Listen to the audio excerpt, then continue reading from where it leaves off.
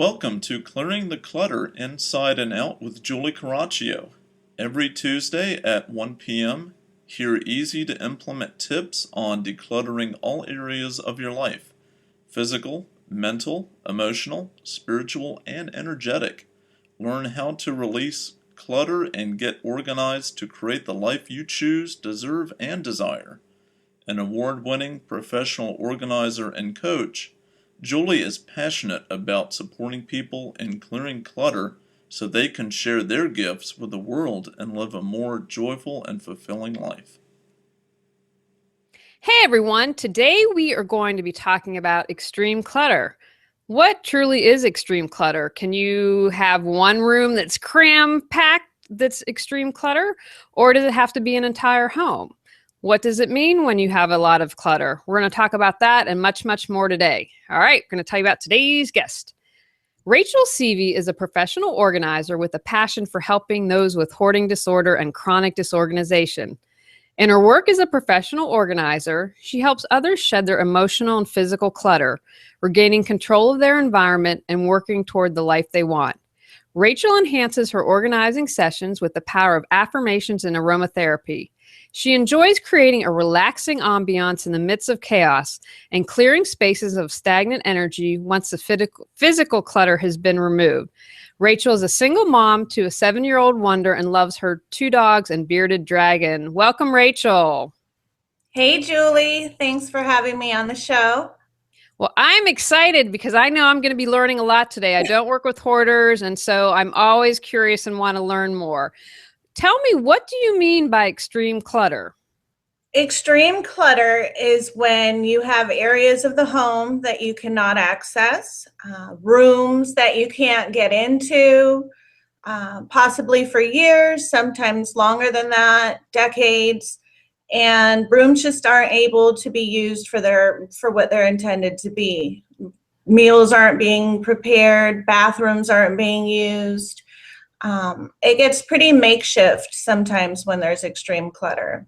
So would you consider, because to me, as you're talking, what pops into my head or maybe the attic. I have friends who are like, I don't know what to do with it. My hairdresser says this all the time. I just put it up in the attic and don't deal with it. And so her attic is crammed full, but the rest of the house is fine. Absolutely. You can have extreme clutter in one area only. But if you're not able to use that room and walk through the space and be able to move through the space or have any sort of emergency vehicles or stretchers come through, then you should really clear it out because it is pretty extreme. So I'm going to guess that now that I understand the correct definition of extreme clutter, it's probably more common than we think. It really is. It really is. Now, would you consider extreme clutter the same as hoarding? Can you, if you're a hoarder, do you have extreme clutter? But if you have extreme clutter, are you a hoarder? Well, if you're a hoarder, you do have extreme clutter. But if you have extreme clutter, you could also not be a hoarder. Sometimes extreme clutter is because somebody has become physically or mentally unable to do tasks of taking care of themselves and their pets and their homes. And so extreme clutter happens because they can't even move the boxes or put their groceries away or take out their trash. A lot of the times I work with senior citizens who have dementia or Parkinson's or something on set that's going on that maybe nobody else knows about. And it's a while before friends and family go into their homes and see just how extremely cluttered it is. Okay, so that's interesting because I would think I had a grandmother that had Alzheimer's, and that wasn't her issue, but I saw other things that happened to her, and she just wasn't able to take care of herself. I work with that a lot, and a lot of the times people don't even ask for help. Either they don't know how dangerous their situation is, or they're just embarrassed, or they don't want to ask people and be a burden on their friends and family. So they start making use of rooms in different ways. I have a lot of clients that don't have working bathrooms. Just a simple leak And being embarrassed of the clutter has turned into pipes breaking, and now they're not able to use their bathroom properly. So they're either driving to places to shower and use the bathroom, or they're just using baby wipes, or they're doing nothing at all. But something just as simple as a small leak inside of extreme clutter can really send things downhill. So I'm curious, is there what I would call an official definition of extreme clutter? For instance, if it's 16 inches out from the wall. I mean, I think you gave a really great, simple definition. If you can't use the room for what it's intended, you can't use the bathroom to take a bath or use the bathroom. That to me is a pretty good definition, but I know that you specialize in chronic disorganization and hoarding. So is there an official definition? I don't know if there's an official definition of extreme clutter, but there is of hoarding. And most of my clients aren't technically hoarders. Hoarders have a very strong attachment to their items, and letting them go is incredibly hard for them. Whereas somebody with extreme clutter that mentally or physically can't take care of themselves, they might not even care, and they might want to be trying to get this stuff out and have no attachment to it. They just physically or mentally can't. So hoarding is a true attachment to items that people might consider trash, and then spaces aren't able to be used properly. So they kind of intermix a little bit, but to be a true hoarder, you have to have that attachment to your items. And actually, a lot of my clients don't have that attachment. They just physically can't move the stuff, and then they become overwhelmed. What have you found in your work has been the biggest challenges to successfully overcoming or dealing with extreme clutter? There's physical challenges just as far as the foundation goes. Avalanches, people like to stack bins and boxes all the way up to their ceilings, and then you might accidentally move the wrong one and things come crashing down. Challenges could be there's always a lot of dust because people can't dust if there's extreme clutter. So not only myself and my team have problems breathing, but a lot of my clients have CPAP machines next to their bed, and there's just really large amounts of dust. Another thing that happens with extreme clutter could be mold or rodent damage. Your pets might not like the clutter. This is another big one, and they are showing you by relieving themselves in the house, or maybe people have been physically unable to even take their pets out. So the pets are going everywhere. And so it really becomes quite hazardous, and there are a lot of challenges working as far as the physical stuff. The mental stuff with extreme clutter, a lot that I encounter are people don't want to let go of items that they've spent money on. They've spent their hard-earned money on. They've worked their whole lives. Most of my clients are incredibly smart and have incredibly good jobs, and it's very hard for them to want to let go items that they've paid for. So sometimes they hang on to items to maybe consign them or give them away, but that's also a challenge. Excellent. Well, unfortunately, we have our cat Joey who poops outside the litter box, and we don't have clutter. I think we're working on it. We're working on it. Now, I'm curious. I know with hoarders, again, I don't work with hoarders, and you do, because I know you need specialized training with that. Are there any no-nos when working with someone who has extreme clutter? Yes, you do not want to be judgmental. And facial expressions, muttering under your breath, anything. If you see your friend or family member suffering, the last thing you need to do is be judgmental and hurt their feelings. They already feel really bad inside, whether they're showing you or not. They feel terrible inside. And another thing that I really want to stress to people is not to just go in and throw people's stuff out when they're gone for the weekend, or they're in the hospital recovering from a stroke. It is not a good idea to go in and throw all of their stuff away. It is a good idea to remediate safety and make sure that there's no safety issues, but it is not okay to just throw away people's stuff. That will really stress them out and make their conditions worse. Soothe your soul with our customized aromatherapy blends designed to support you in clearing clutter. Our unique blends include space clearing, Zen mind, serenity, awareness, natural awakening, loving kindness, gratitude, forgiveness, blissful balance, and present time. Which will become your favorite? Learn more at reawakenyourbrilliance.com. Now, can you offer us any tips to prepare to deal with extreme clutter? If someone is listening saying, okay, I'm going to try to help my mother-in-law who has starting to have dementia, what would you say? What tips would you give? I would say to take it very slow and to earn the person's trust and to try and let go of what your idea of a perfect home is and just try and allow them to let go of items. I'd like to encourage people to take the person out even before you go into their home, to just start telling them what they need to do. Spend some time with the person and create a quality bond with the person, and don't just make it all about their clutter. I think that's why they don't invite people over, because a lot of people are just overly critical and they think they're super helpful and they think this person had never thought of it before, but they have. And so I just say go in slow.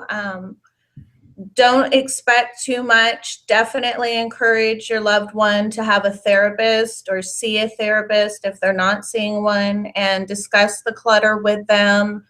And if they have any friends or anybody else that can join in, and just try and make it a team effort so the person feels really loved and supported.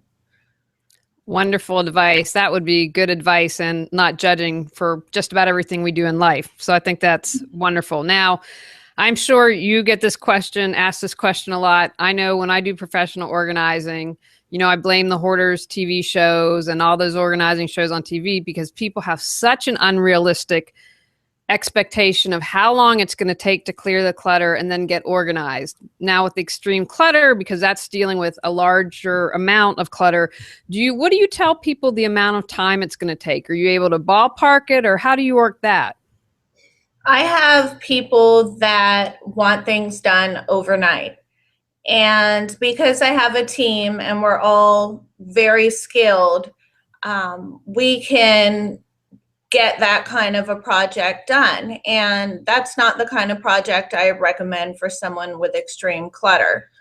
The slower you go through it, I think that the person should go through every single item, and make a decision on whether they like the item, whether they want to use the item, probably the same advice that you give your clients. And what we usually do when there's a large amount of items is we keep an ongoing list, and it gets really detailed. I think that when you come down with a plan with your client or with your friend or family member that says, hey, maybe on Tuesdays for the next 6 months, we'll work together. I usually like to work with people for at least 6 months to a year that have extreme clutter. That's usually not what they want to hear at first. A lot of people have realistic expectations. They say, oh my gosh, can you do this? And I say, yes, we can. But it's going to come back because we've only fixed the clutter. We haven't helped you at all, and you're the one who's cluttering. So we're just getting better at organizing, and we're not really helping you. And so I try and allow my clients to make a healthy decision for themselves. If they really want to work on themselves, They should be working with a therapist at the same time. They should be working on their diet and exercise at the same time. They should really just take it slow and take it one day at a time and not criticize themselves. We do, as I said, do the overnight kind of thing. Sometimes people are in distress and they need a lot of items removed quickly. Maybe they're being evicted or leaving for a long time. So we do pick people up very quickly, but the best solution is for people to take it one day at a time and let the process just feel good to them. Wonderful. Now, I'm a big fan of being green, being eco-friendly, but I also know that isn't always possible. So do you have any tips in ways that you're eco-friendly when doing an extreme clutter, or guidelines to know when's it time to throw something out?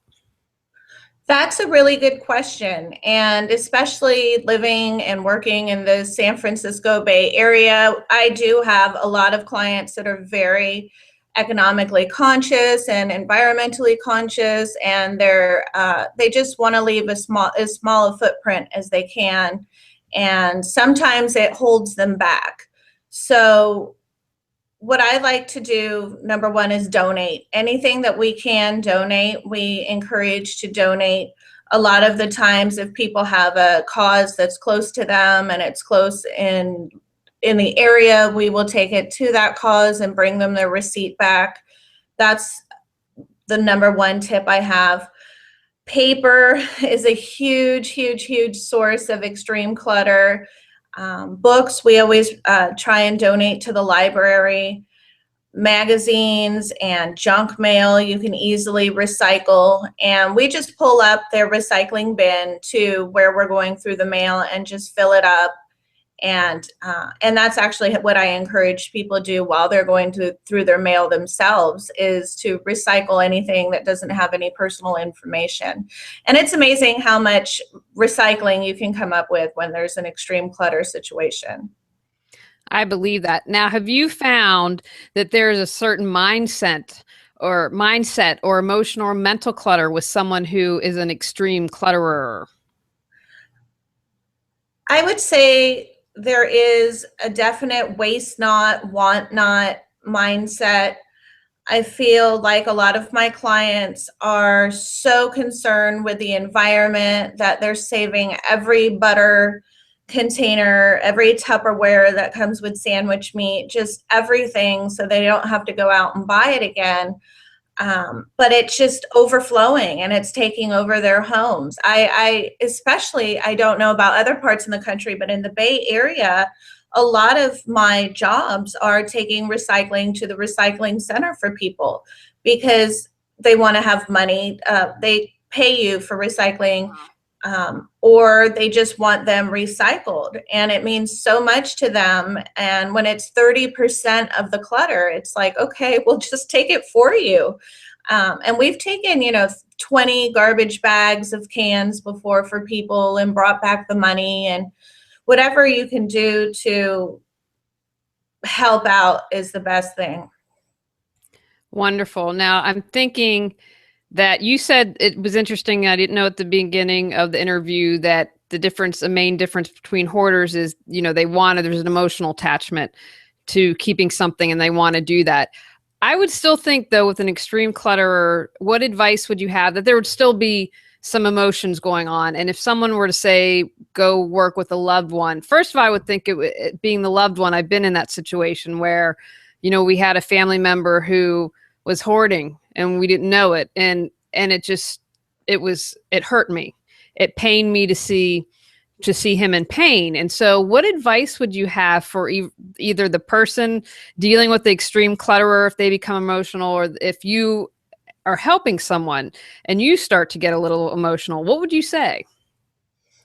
I would say to just go with the emotion. It's an emotional process. A lot of the times people are bringing up things that are emotional. I guess the difference would be, I think all of us have emotional attachments to some items, but this is more of on a much larger scale. And hoarders have that same attachment that you might have to your favorite, first teddy bear to anything, on their floor or on their kitchen table. So it's beyond just having emotional attachment. It's beyond thinking things are pretty or thinking things have a useful purpose.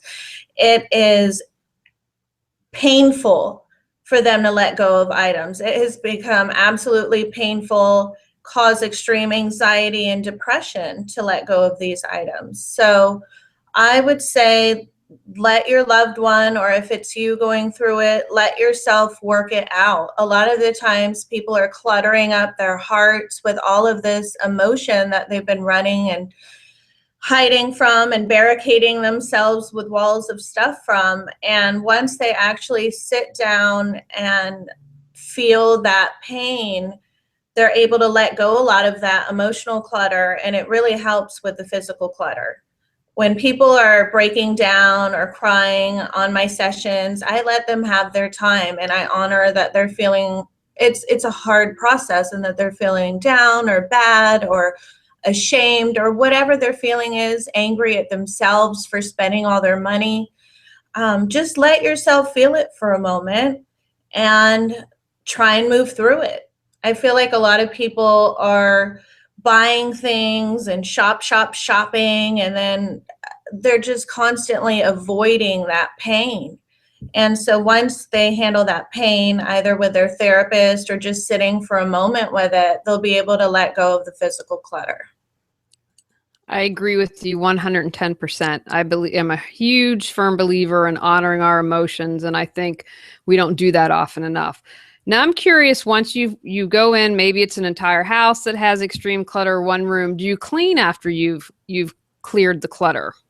Oh, absolutely. I clean usually during the process. If I'm going through a closet, or once I get to the closet, once I've unearthed it, we pull everything out and give it a good vacuuming with the small vacuum attachment, and really try and just put things back nice and neat and clean. And it feels really good. And I always vacuum and I always dust. I just think it looks better. I think it feels better with extreme clutter, especially with the dust. We bring a HEPA vacuum, and it feels lighter in the room with the cleaning as well. It's a lot of the times we're making green products. That's another way you could be green. I have clients that have allergies, probably from their dust, but they want me to use organic products. And so we use a lot of fresh lemon and vinegar and vodka sometimes. And it brings a nice aroma. A lot of the times I use maybe a spritz of essential oil and spritz around the room. I love to use citrus scents to kind of boost up everybody's energy during the session. So I really like cleaning and using aroma throughout my session. It really adds an extra oomph to the whole thing. Soothe your soul with our customized aromatherapy blends designed to support you in clearing clutter. Our unique blends include space clearing, Zen mind, serenity, awareness, natural awakening, loving kindness, gratitude, forgiveness, blissful balance, and present time. Which will become your favorite? Learn more at reawakenyourbrilliance.com. I actually interviewed Rachel. You can go to the Clearing the Clutter Inside Out podcast, and we did a podcast on aromatherapy. Now, do you have any final thoughts about extreme clutter? Something maybe I didn't ask, so you think it's really important that you'd like to share? I would say that people with extreme clutter don't believe that they can get beyond the extreme clutter. And I just wish more people would have confidence either in professional organizers or some of their friends and family or themselves, to just really know that they can make it through. I've dealt with people where we couldn't get into any room of their home, and now they just love their home. And so I've seen the light at the end of the tunnel, and it's beautiful. And as long as you don't give up, it can actually happen. I love that. Absolutely believe, have faith, never give up. Now, you have to share one last tip to help us clear clutter on the inside or the out. Your choice. One last tip would be to, gosh, I don't know, Julie. I have a lot of tips.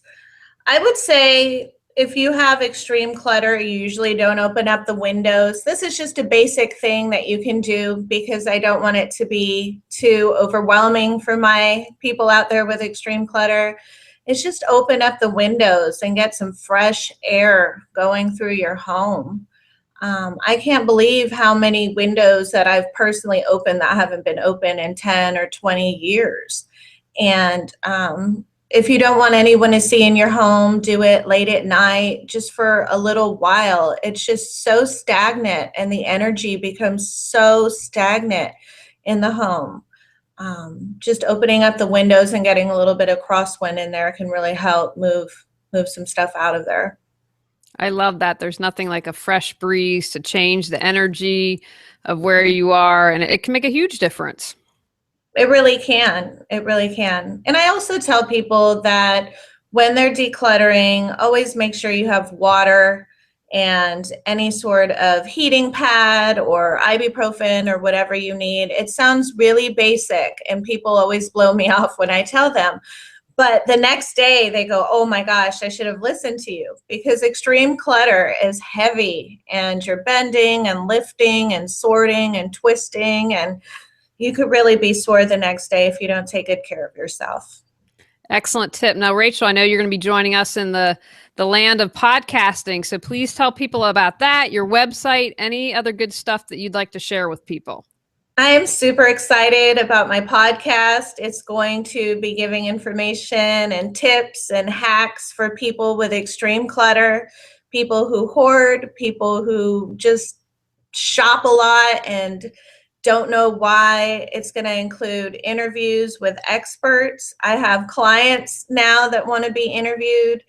And I just think it's going to be really awesome. I think it'll help people understand that there are a lot of people out there suffering with clutter. And it doesn't even have to be an entire room full of clutter. It could just be extreme to you.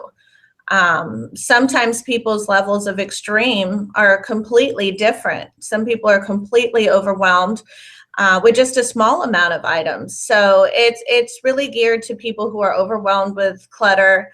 My website has all of my services on there, where I offer consultations with clients in home. I travel, I do Skype, or I can do Google Hangouts, whatever's good for people. And I also counsel and consult with friends and family members of people who have loved ones who hoard, because the majority of people that call me are actually friends and family.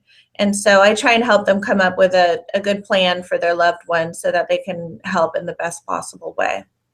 So Rachel, Hoarganize, which is your podcast, it will have a link on your website, which is collectorcare.com.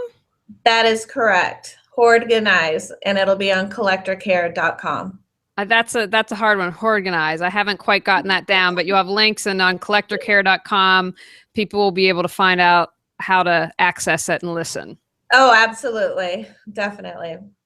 Well, thank you. This was extremely informative. I wish that I would have known you a couple years ago, because again, I don't work with extreme clutter or hoarders, and we needed a family member that needed some help. So I'm excited, because unfortunately it wasn't handled properly. So I know that it's going to come up again, that you would be a great resource, because you're someone I would have contacted and said, okay, I need a game plan. Give me some guidelines here to be able to do it. So I think that's a wonderful service that you offer. Thank you. All right, everyone. Thanks to Rachel. You got some good information today on extreme clutter. So go out, clear some clutter to create the life you choose, deserve, and desire. Thanks for listening to Clearing the Clutter Inside and Out. Sign up for our newsletter and receive a free copy of our 10 clutter-free living tips. Ready to create the life you choose, deserve, and desire? Learn about Julie's services, including coaching, classes, affirmations, aromatherapy, and her unique How to Declutter Your Life course and more at reawakenyourbrilliance.com. Don't forget to subscribe and join us next Tuesday at 1 p.m. Remember, the journey of 1,000 miles begins with one step.